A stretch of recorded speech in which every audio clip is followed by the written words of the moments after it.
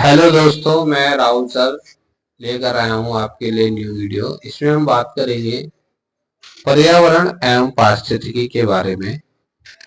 Environment and ecology के बारे में हम पढ़ेंगे दोस्तों। इसमें जो भी भाई पहली बार इस वीडियो को देख रहा है, मेरे चैनल पर आया है,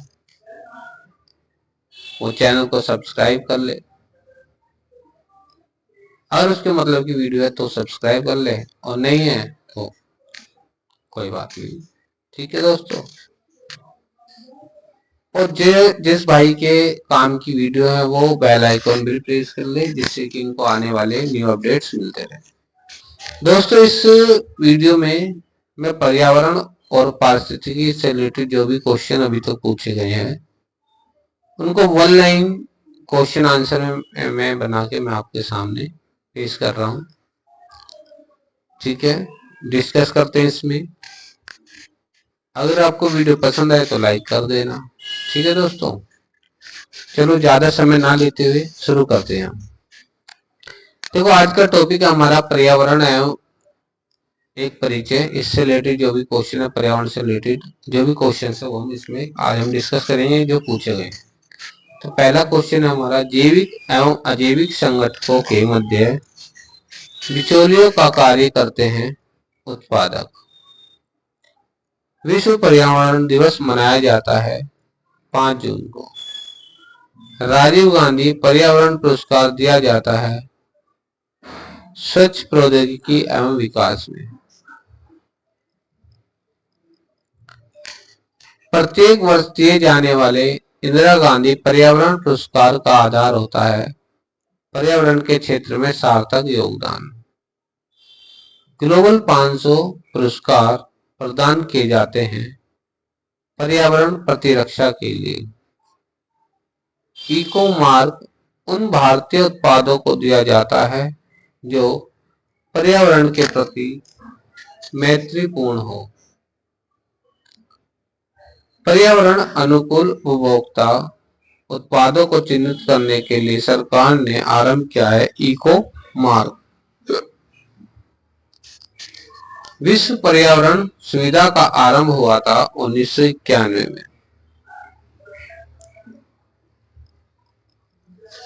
दोस्तों, नेक्स्ट क्वेश्चन जो हमारे हैं वह जैव मंडल एवं बायोम से। मानव जनित जीवों का एक उदाहरण है फसली भूमि। पारिस्थितिकी तंत्र में एक टिकाऊ जैव समूह कहलाता है संक्रमिका यानी इकोटोन। एक क्षेत्र के प्ररोहण में समानांतर क्रमबद्ध परिवर्तन को कहा जाता है अनुक्रमण। मानव एवं जैव मंडल कार्यक्रम प्रारंभ किया गया था यूनेस्को द्वारा। जीव मंडल आरक्षित परिरक्षण क्षेत्र है आनुवंशिक विभिन्नता के लिए। पारिस्थितिकी अनुक्रमण के 4 महत्वपूर्ण चरण हैं: क्षीणता, आक्रमण, प्रतिस्पर्धा एवं स्थानांतरण। प्रतिशतता के आधार पर वायुमंडल में सर्वाधिक पाई जाने वाली गैस है नाइट्रोजन। पारिस्थितिकी एवं पारिस्थितिकी तंत्र।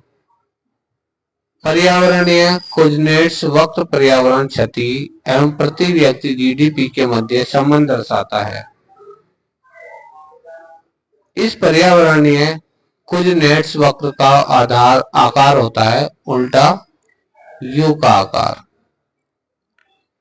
इकोसिस्टम के संबंध में सत्य है उत्पादक प्राथमिक उपभोक्ता से अधिक है।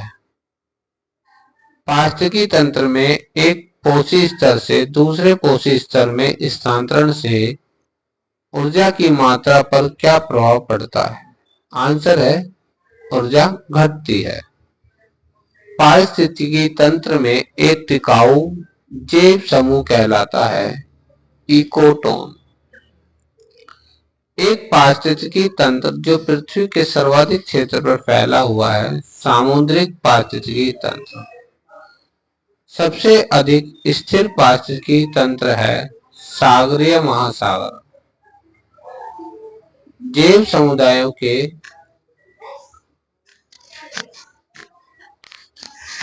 समुदायों के जटिल पारंपरिक संबंधों का अध्ययन है समपारिस्थितिकी। जीव और वातावरण के बीच पारस्परिक संबंधों का अध्ययन है पारिस्थितिकी। सर्वप्रथम गहन पारिस्थितिकी डीप इकोलॉजी शब्द का प्रयोग किया गया अनिस नेस ने।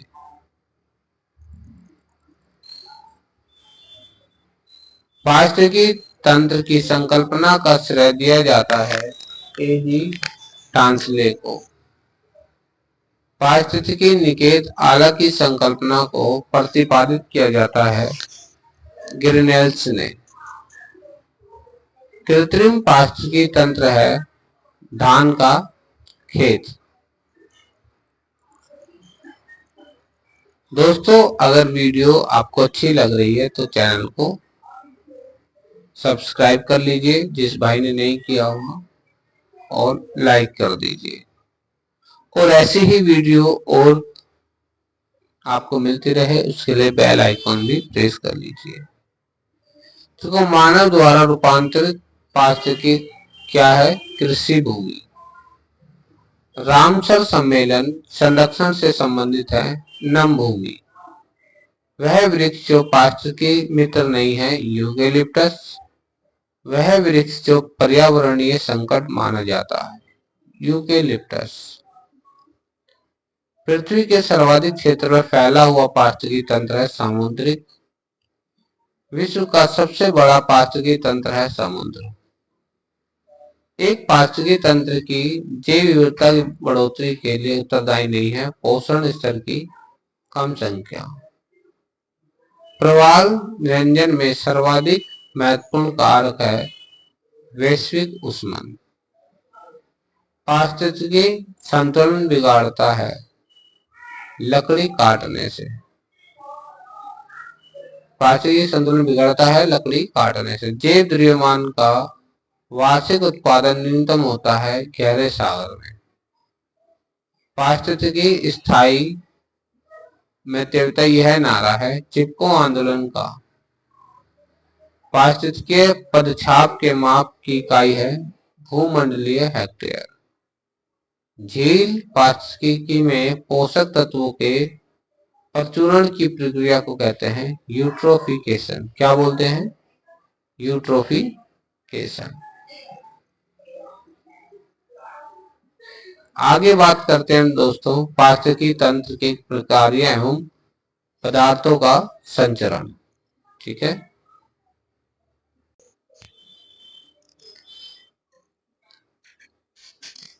पारिस्थितिकी तंत्र के प्रक्रिया एवं पदार्थों का संचरण। इसमें जो क्वेश्चन पूछे गए हैं अभी तक हम उनकी बात करते हैं। पहला क्वेश्चन हमारा वह प्राकृतिक प्रदेश जिसे बड़े शिकारों की भूमि के नाम से जाना जाता है उष्ण कटिबंधीय सवाना प्रदेश। जैव पारिस्थितिकी सबसे समृद्ध है उष्ण कटिबंधीय क्षेत्रों में। पारिस्थितिकी तंत्र के जैविक घटकों में उत्पादक घटक है हरे पौधे। पारिस्थितिकी निकाय में ऊर्जा का प्राथमिक स्रोत है सौर ऊर्जा। खाद्य श्रृंखला में मानव है प्राथमिक तथा द्वितीयक उपभोक्ता। पारिस्थितिक तंत्र में उच्चतम पोषण स्तर प्राप्त है सर्वाहारी को। किसको है? सर्वाहारी को।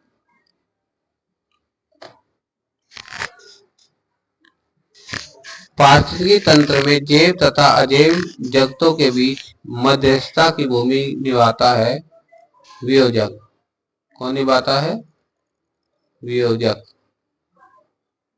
जलीय पर्यावरण में डीडीटी सांद्रण के आकलन के आधार पर आहार श्रृंखला का स्तर अनुक्रम में बढ़ता है। जल पादप, घोंघा, मछली, पक्षी। मतलब कि जल पादप मतलब पौधों को, जलीय पौधों को घोंघा खाता है, घोंघे को मछली खाते हैं और मछली को पक्षी खा जाते हैं। पारिस्थितिकी तंत्र में तत्वों के चक्रण को कहते हैं जैव भू रासायनिक चक्र। सौर ऊर्जा की सबसे महत्वपूर्ण भूमिका है ऑक्सीजन चक्र में। पारिस्थितिकी तंत्र में ऊर्जा का पिरामिड सदैव होता है सीधा। अधिकतम कुशलतापूर्वक सौर ऊर्जा को रासायनिक ऊर्जा में परिवर्तित करता है क्लोरेला।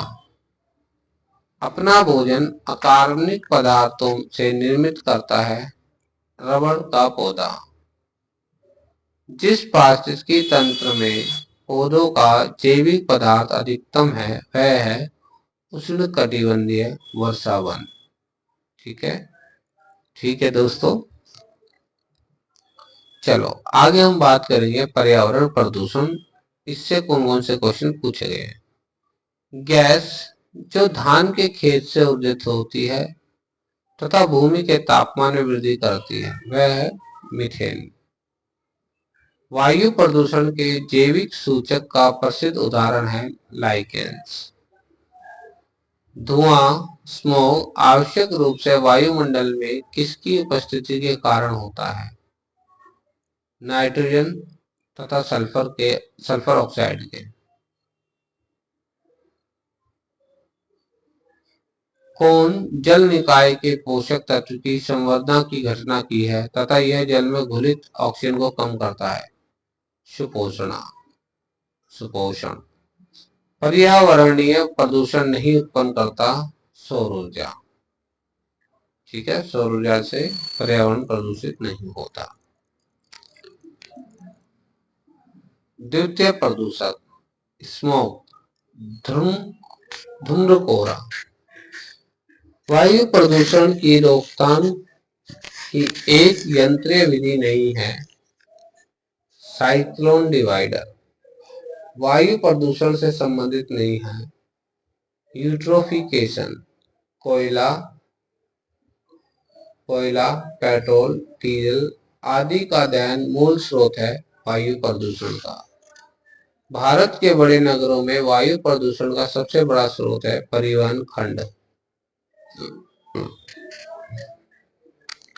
बादल के जल एवं सल्फर डाइऑक्साइड के मध्य प्रतिक्रिया के फलस्वरूप प्राप्त होती है अम्ल वर्षा। भूमिगत जल को दूषित करने वाले अजैविक प्रदूषक हैं आर्सेनिक। यदि जल प्रदूषण इसी गति से होता रहा तो अंततः ऑक्सीजन अणु उपलब्ध जलीय जीवन के लिए ऑक्सीजन अणु अनुपलब्ध हो जाएंगे। निम्न करणीय बिग्रेडेबल प्रदूषक घरेलू वाहित मल। 80 डेसिबल से अधिक की ध्वनि कहलाती है खतरनाक ध्वनि प्रदूषण। धूल प्रदूषण रोकने के लिए उपयुक्त वृक्ष है सीता अशोक। अधिकतम ध्वनि प्रदूषण का कारण है जेट उड़ान। मानव जनित पर्यावरणीय प्रदूषण कहलाते हैं एंथ्रोपोजेनिक। जैव अपघटित प्रदूषक हैं सीवेज। वाहनों से निकलने वाली हानिप्रद गैसों को नियंत्रित करने के लिए बनाए गए हैं यूरो नॉर्म्स। न्यूनतम पर्यावरण प्रदूषण उत्पन्न करता है हाइड्रोजन।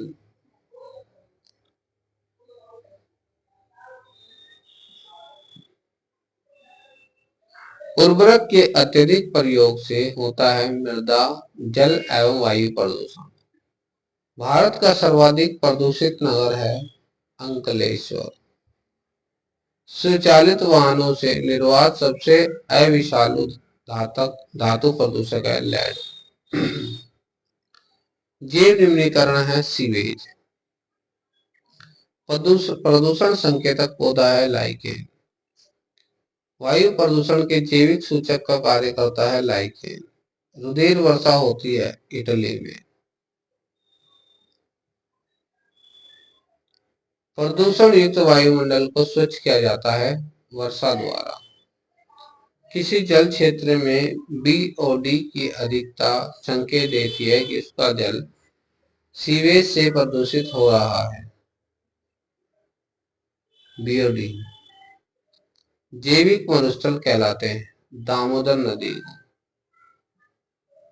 ठीक है, कहते हैं किसको, जैविक मरुस्थल किसको कहते हैं, दामोदर नदी। अब देखो प्रदूषण और उसके प्रभाव। कार्बन मोनोऑक्साइड लीवर और किडनी को क्षति पहुंचाती है। नाइट्रोजन के ऑक्साइड कैंसर। धूल के कण श्वास संबंधी रोग। शीशा केंद्रीय नर्वस सिस्टम। अगला टॉपिक है दोस्तों हमारा जैव विविधता एवं उसका संरक्षण। अगर आप लोगों को वीडियो पसंद आ रही है तो लाइक कर दीजिए। ठीक है। भारत में सबसे अधिक जैव विविधता संपन्न क्षेत्र है पश्चिमी घाट। पशुओं को दिया जाने वाला वह दर्द निवारक जो भारत में गिद्धों के लगभग विलुप्त होने के लिए उत्तरदायी है, डिक्लोफिनेक। पारिस्थितिकी तंत्रों में प्रजातीय विविधता सापेक्षता काफी अधिक होती है। उष्णकटिबंधीय वर्षावन।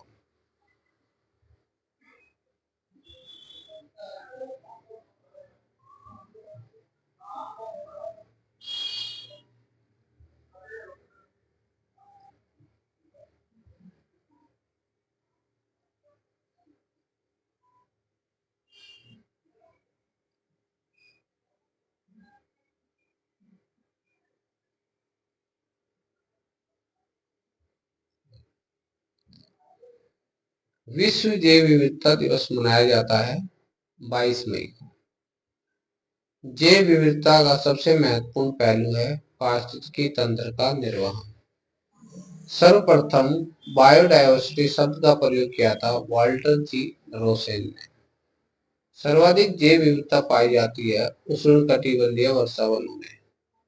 भारत का बायोडायवर्सिटी हॉटस्पॉट नहीं है। इंडियन जैव विविधता के संदर्भ में भारत में हॉटस्पॉट माना जाता है अंडमान निकोबार द्वीप समूह को।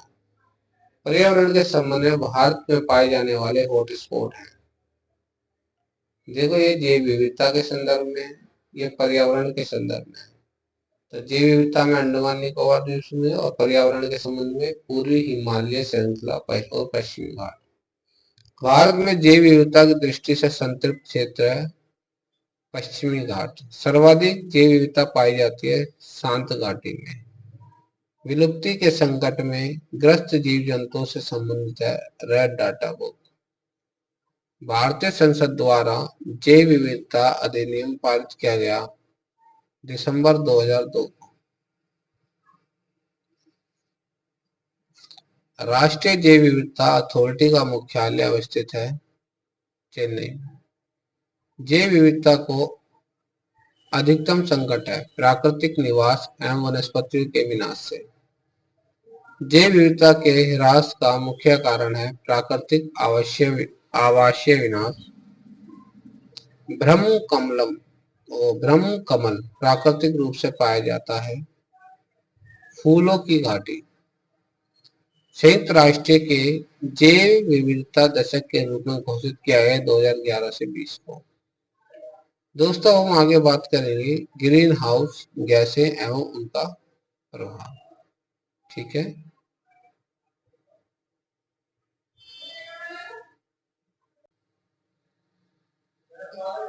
तो ग्रीन हाउस गैस से एवं उनका प्रभाव। ठीक है। एक हरित गैस ग्रह गैस नहीं है ऑक्सीजन। 2015 में सर्वाधिक CO2 का उत्सर्जक था चीन। धुआं में आंखों को प्रभावित करने वाला शक्तिशाली उत्तेजक होता है para oxy acetyl nitrate, PAN बोलते हैं। धान के खेतों में एवं दीमक की बॉम्बी से उत्सर्जित होती है मीथेन। हरित गृह प्रभाव वैश्विक ताप में वृद्धि करता है।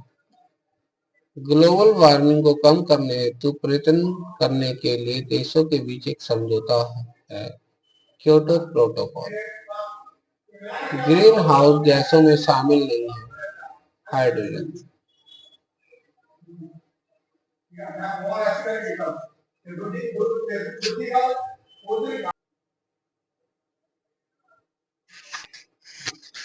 हरित गृह प्रभाव से वातावरण में परिवर्तन होता है। वायुमंडल में कार्बन डाइऑक्साइड की सांद्रता बढ़ जाती है। पर्यावरण में ग्रीन हाउस प्रभाव में वृद्धि होती है कार्बन डाइऑक्साइड के कारण। हरित गृह प्रभाव मुख्यतः घटित होता है वायुमंडल में कार्बन डाइऑक्साइड के कारण।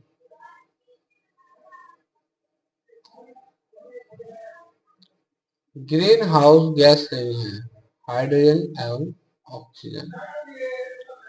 सार्वत्रिक तापन उत्पन्न करने में योगदान नहीं करता है सल्फर तथा नाइट्रोजन के ऑक्साइड। वैश्विक तापन के लिए सर्वाधिक उत्तरदायी गैसें हैं कार्बन डाइऑक्साइड तथा मीथेन। भूमंडलीय तापन का कारण है कार्बन डाइऑक्साइड में वृद्धि। वायुमंडल में मीथेन उत्सर्जन का एक स्रोत है आर्द्र भूमि। ग्रीन हाउस गैसों में वह गैस जिसके द्वारा ट्रोपोस्फियर में ओजोन प्रदूषण नहीं होता कार्बन मोनोऑक्साइड।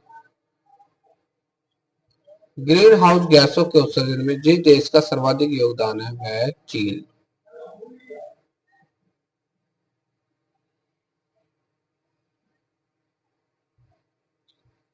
विश्व के हरित गृह गैसों में भारत का अधिभाग है 5%। बलूचिस्तान में सितंबर 2013 में आए भूकंप के कारण निर्मित अस्थायी लघुद्वीप से प्रारंभ हो गया मीथेन गैस का उत्सर्जन। मैनचेस्टर विश्वविद्यालय के वैज्ञानिकों ने हाल में भू अभियंत्रण द्वारा पैसिफिक महासागर के ऊपर चमकील बादल उत्पन्न कर ग्लोबल वार्मिंग के बढ़ने पर रोक लगाने का सुझाव दिया। इसकी पूर्ति के लिए वातावरण में छिड़का जाता है सिल्वर लवण।